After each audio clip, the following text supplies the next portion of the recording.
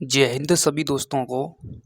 आज हम बात करेंगे दोस्तों भारतीय संविधान के 1 से लेकर के मेरा मतलब 150 से लेकर के 200 आर्टिकल तक।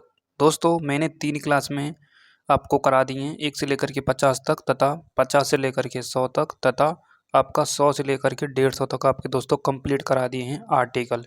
आज की क्लास में दोस्तों आपके लिए 150 से लेकर के 200 आर्टिकल तक कराने वाला हूँ, यानी आपको 50 आर्टिकल प्रत्येक लेक्चर में मिलेंगे, ठीक है।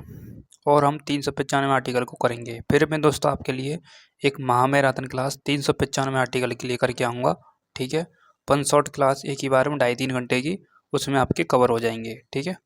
तो आज हम बात करेंगे दोस्तों आपके इम्पोर्टेंट सभी आर्टिकलों को 1 से लेकर के मेरा तो 150 से लेकर के 200 तक। तो दोस्तों 151वें आर्टिकल में दोस्तों आपका आ जाता है, क्या आ जाता है दोस्तों आपका, देखो 151वें आर्टिकल में दोस्तों आपका 152वें में तो दोस्तों आपका राज्य की परिभाषा आ जाती है, लेकिन 151वें में आपका लेखा रिपोर्ट आ जाती है, यानी राष्ट्रपति और राज्यपाल को प्रस्तुत की जाती है, ठीक है, लेखा रिपोर्ट। उसके बाद दोस्तों आपका 152वें आर्टिकल में मैंने आपको 12 आर्टिकल और 36 आर्टिकल और 152 आर्टिकल आपके लिए कराया था।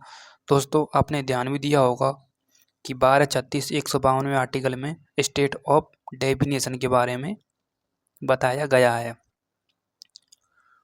उसी प्रकार से 153वें आर्टिकल में प्रत्येक राज्यों में एक राज्यपाल होगा, वो 153वें आर्टिकल में बताया गया है।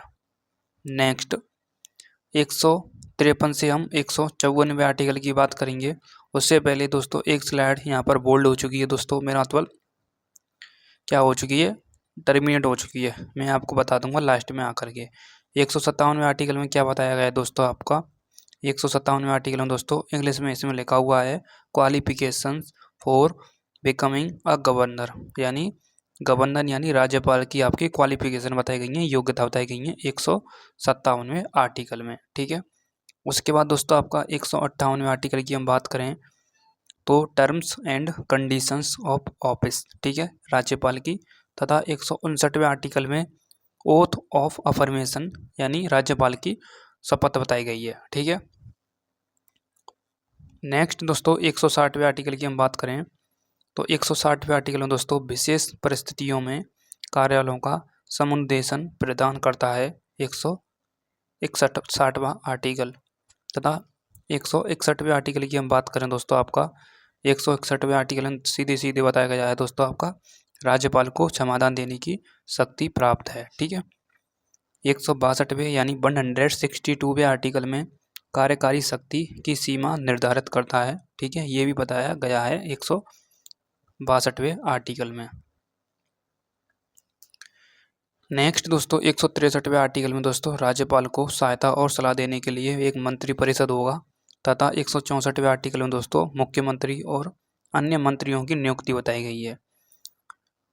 165वें आर्टिकल में दोस्तों आपका राज्य के महाधिवक्ता बताए गए हैं, ठीक है, राज्य के महाधिवक्ता जैसे कि राज्यपाल द्वारा नियुक्ति होती है, ठीक है। देखो प्रत्येक राज्य का एक एक राज्यपाल होता है तथा प्रत्येक राज्य का एक एक सीएम होता है और एक पीएम होता है और एक क्या होता है, राष्ट्रपति होते हैं, ठीक है। ओके नेक्स्ट 166वां आर्टिकल की दोस्तों यहाँ पर स्लाइड आ चुकी है, वो मैं आपको बता रहा था 166वें आर्टिकल की, ठीक है। तो 166वें आर्टिकल में दोस्तों आपका राज्यों के कार्य का संचालन बताया गया है, तथा 167वें आर्टिकल में दोस्तों मुख्यमंत्री और राज्यपाल को जानकारी देंगे, तथा दोस्तों 168वें आर्टिकल में दोस्तों राज्य विधानमंडल का गठन बताया गया है, ठीक है। उसके बाद दोस्तों नेक्स्ट है आपका, नेक्स्ट स्लाइड है दोस्तों आपका 169 आर्टिकल में क्या बताया गया है।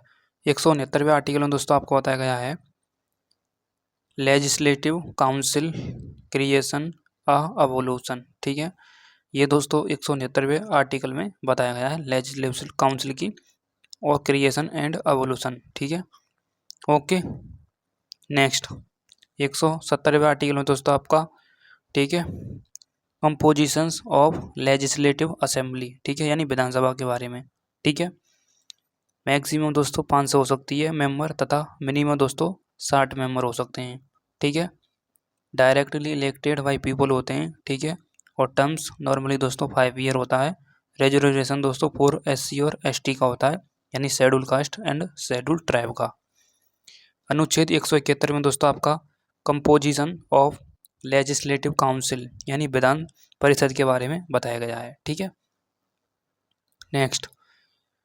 नेक्स्ट दोस्तों आपका 172वां आर्टिकल। 172वें आर्टिकल में दोस्तों आपको बताया गया है विधानसभा का निश्चित कार्यालय या कार्यकाल, तथा 173वें आर्टिकल में दोस्तों आपको बताया गया है 173वें आर्टिकल में दोस्तों बताया गया है आपका सदस्यों की योग्यता और शर्तें। ठीक है, 174वें आर्टिकल में दोस्तों राज्यपाल शस्त्र आहूत और शस्त्राभूषण ये बताया गया है 174वें आर्टिकल में। ठीक है, नेक्स्ट 175, 76 और 77वें आर्टिकल की हम बात करें तो 175वें आर्टिकल में दोस्तों राज्यपाल सदनों को संबोधित कर भी सकते हैं, तथा 176वें आर्टिकल में विशेष अभिभाषण दिया भी जा सकता है।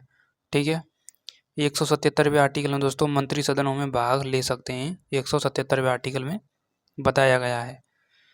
178वें आर्टिकल की हम बात करें दोस्तों आपका अध्यक्ष और उपाध्यक्ष बताए गए हैं, तथा आर्टिकल 179 कार्यालय से हटाने की प्रक्रिया बताई गई है, तथा 180वें आर्टिकल में दोस्तों अनुपस्थिति में कार्यभार संभालना वो दोस्तों आपका 180वें आर्टिकल में बताया गया है।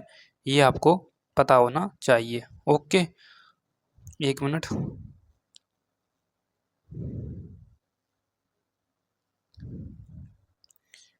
कंटिन्यू करते हैं अपनी क्लास को दोस्तों। ठीक है,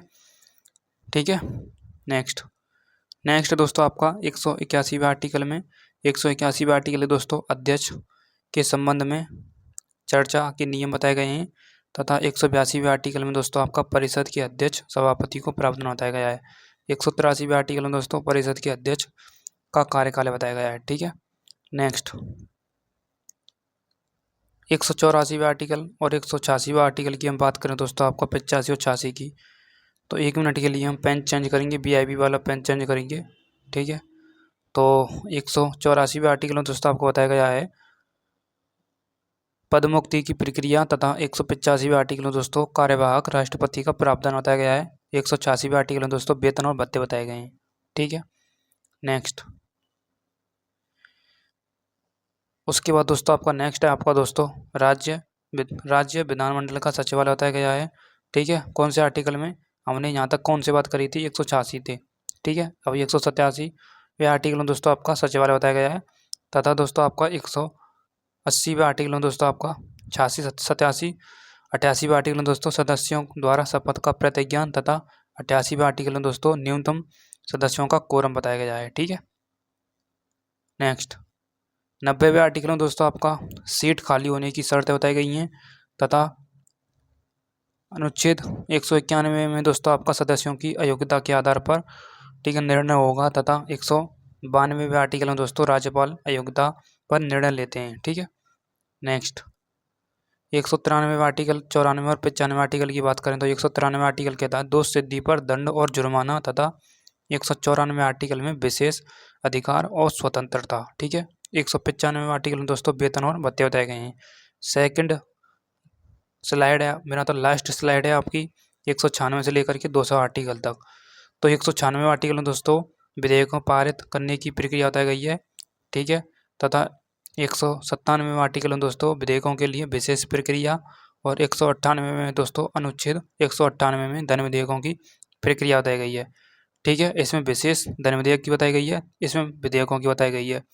ठीक है, इसमें विधेयकों की ओनली इसमें धन विधेयक की। ठीक है, उसके बाद दोस्तों 199 में धन विधेयकों की परिभाषा, और 100 लास्ट में ना तो 200वें आर्टिकल में दोस्तों राज्यपाल की सहमति या वापसी वो दोस्तों 200वें आर्टिकल में बताई गई है। तो दोस्तों हमने यहाँ तक कंप्लीट कर लिया आपके लिए, जितने भी आर्टिकल कराने थे मुझे वो मैंने आपके लिए करा दिए। ठीक है, ये स्लाइड बहुत मेहनत से बहुत दोस्तों मेहनत करनी पड़ती है, तब आके स्लाइड तैयार हो पाती हैं। ठीक है, इस मेहनत के लिए एक लाइक और एक सब्सक्राइब बनता है दोस्तों आपकी तरफ से। नेक्स्ट दोस्तों मैं 200 से लेकर के 250 आर्टिकल की ये क्लास लेकर के आऊँगा। ठीक है, क्या आप तैयार हो तो कमेंट बॉक्स में यस का जवाब ज़रूर लिखें।